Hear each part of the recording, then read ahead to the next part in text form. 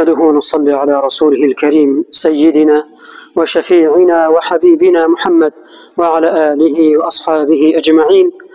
أما بعد، السلام عليكم ورحمة الله تعالى وبركاته. برادران عزیز، نمازگزاران محترم، مهمانان خانه پروردگار جل و علا، پیش از همه خداوند جل و علا رو حمد، سپاس، شکر و ستایش بی حد میگوییم برای همه نعمت‌های زیبا و مفید و با برکتش. و در حقیقت همه نعمت‌های پروردگار جل و علا زیبا، مفید، منفعتناک و مبارک و با برکتند و با برکت میشوند اگر انسان به قدر نعمت‌های پروردگار جل و علا برسد، شکر کند، سپاسگزاری کند. خداوند جل و علا نعمت‌ها را برای او زیبا، مفید، منفعتناک و مبارک و با برکت میگرداند. خداوند جل و علا را سپاس میگوییم که ما و شما را به این ماه مبارک، ماه رحمت و ماه مغفرت، ماه رهایی از آتش جهنم، ما و شما را رساند. ما همکنون در دهه دیوم این ماه قرار داریم. دهه رحمت از ما و شما سپری شد و ما در دهه مغفرت این ماه قرار داریم. پس باید کوشش کنیم که همه عبادت‌های ما خالصانه و به خاطر خداوند جل و علا باشد.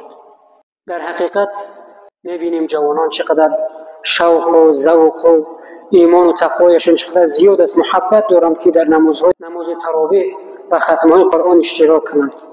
پس باید فراموش نکرد که نمازهای 5 وقته خیلی بالاتر و افضلتر و جایگاه آنها بالا است.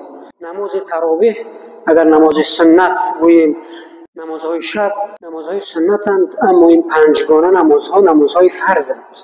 چطور که مسجد پر از نمازگزار میشود، پر از جوانان میشود، باید در نماز فجر، در نماز بامداد هم همین خیلی باشد که الحمدلله هست.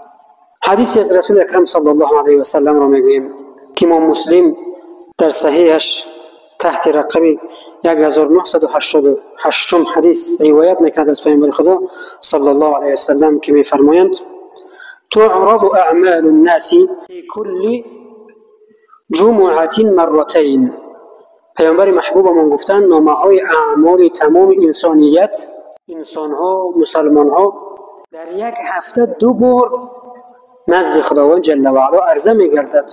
یوم الاثنین و یوم الخمیس، روز دوشنبه و روز پنجشنبه. فیغفر لكل عبد مؤمن.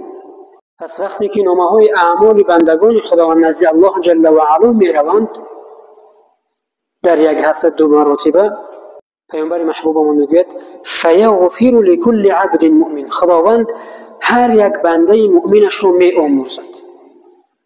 خداوند همه ما و شما را در رحمت خودش بگیرد، گناه‌های همه ما و شما را مغفرت کند. الا عبدا بینه و بین اخیه شحناء. در اینجا استثناء کیها هستند؟ خداوند جل و علا تمام بندگان مؤمنش را می‌آمرزد، مگر استثناء در اینجا انسان‌هایی که بین آنها و برادرانشان یا خواهرانشان یا یک مسلمان دیگر چی هست؟ دشمنگری است بین خود و بین دیگر انسان‌ها. چی است برادران عزیز؟ خفگی است. گناهان آنها بخشیده نمی‌شود. نه تنها گناهانشان بخشیده نمی‌شود، بلکه این تمام روز روزه می‌گیرد، شب‌ها نماز می‌خواند، استغفار دارد، عمره دارد، زکات دارد، همه این نیکی‌ها را دارد، اما نعوذ بالله خداوند جل و علا عمل‌هایش را قبول نمی‌کند. پس یکی از مانع شدن، یکی از عمل‌هایی که بین مانع می‌شود بین اعمال‌های نیک انسان و روزگی پروردگار جل و علا، این چی است برادران عزیزم؟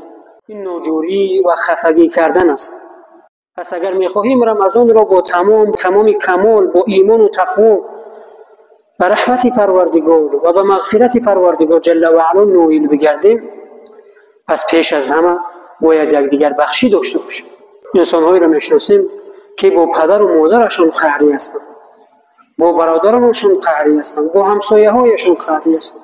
پیامبر خدا صلی الله علیه و سلم میگه بهترین شما آنانی که بینشون نافهمی‌ها شده است، بهترین شما همون انسانی هست که اول صلح میکند، اول بخشش می‌فرسد. و در حدیث صحیحش پیامبر محبوبمون می‌فرمایند برای انسان، برای مؤمن حرام است که از 3 روز زیاد قهر کند. اگر قهریش اگر از 3 روز زیاد شد، در 4مین روز اگر این دنیا را فنا گفت و از دنیا رفت و مرد، در دوام حدیث بسیار وزنین می‌بیاد. در حقیقت شایسته آتش جهنم می‌گردد. پس برای انسان حرام است که از 3 روز زیاد با برادر مسلمانش، با خواهر مسلمانش، یا یک انسان نزدیکش، دوستش، همسایه‌اش، خویش و تبارش قهر کند. پیامبر محبوبمون فرمود: ان الله تعالی يحب العبد التقي الغني الخفي. به درستی که خداوند جل و علا مؤمن هایی که دارای 3 خصلتند، دارای 3 عملند، خداوند جل و علا اونها رو دوست می‌دارد. کدامی از ما و شما می‌خواهد که دوست داشته خداوند شود؟ البته که همه انسان می‌خواهد که به رحمت پروردگار و محبت پروردگار جل و علا نائل بگردد. التقی یعنی المتقی لله عز وجل، از خداوند جل و علا بترسد، در آشکار و پنهان بودنش، در بین مردم و در تنهاییش، در روشنایی در روز و در شب، تاریکی های شب از خداوند بترسد. هر عملیش، هر گفتاریش، هر کاریش به خاطر خداوند جل و علا باشد. دویمش الغنی، انسان ثروتمند را خداوند جل و علا دوست می‌دارد. اینها کدام ثروتمند هستند برادران عزیزم؟ در حدیث زیبایش پیامبر محبوبمون محمد مصطفی صلی الله علیه و سلم می‌فرمایند: الغنى ليس بكثرة العرض. ثروتمندی، دارایی اساسی این نیست که انسان دارایی و مال و مقام و جایگاه و رتبه‌های زیاد جمع آورده باشد. الغنى غنى النفس. ثروتمند بودن چی است برادران عزیزم؟ در اسلام کی ثروتمند است؟ همون انسانی که قناعتمندی دارد، خاطر جمعی دارد، و هر چیزی که دارد راضی است و خدا را شکر میگوید. خشک دارد، تر دارد، کم دارد، زیاد دارد، خداوند جل و علا را سپاس و حمد میگوید. الخفی، سیومین صفتی که خداوند جل و علا در هر بنده باشد، بنده‌اش را دوست می‌دارد. الخفی یعنی پنهان کردن. پنهان کردن چی چیزا؟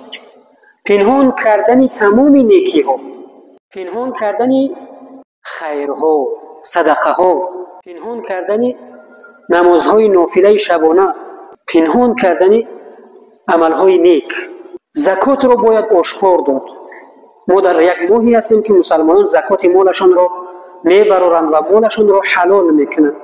وقتی که زکات میدهیم باید آشکار باشد. باید به گیرنده بگیم که برادر عزیزم این مالی زکات من است.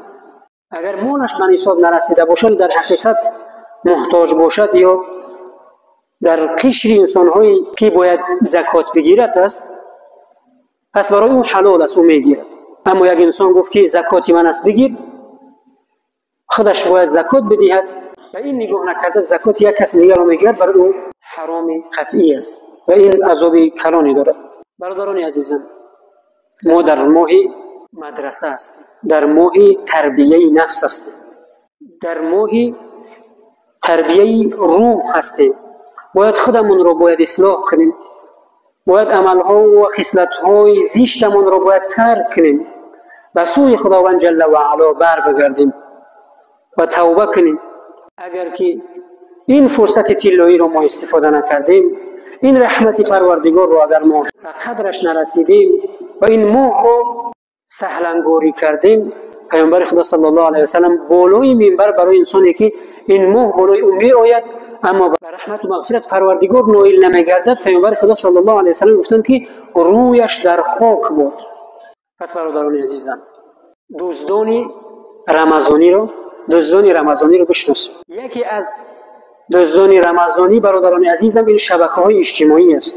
یکی از دوستانمون رو دیدم امروزهای نزدیک، گفت سحر شب بعد از سحرخوری وقتی به داخل تلفن در آمدم، وقتی به شبکه اجتماعی در آمدم، یک وقت اهمیت میتونم ساعت 12 روز است، پیشین شده است.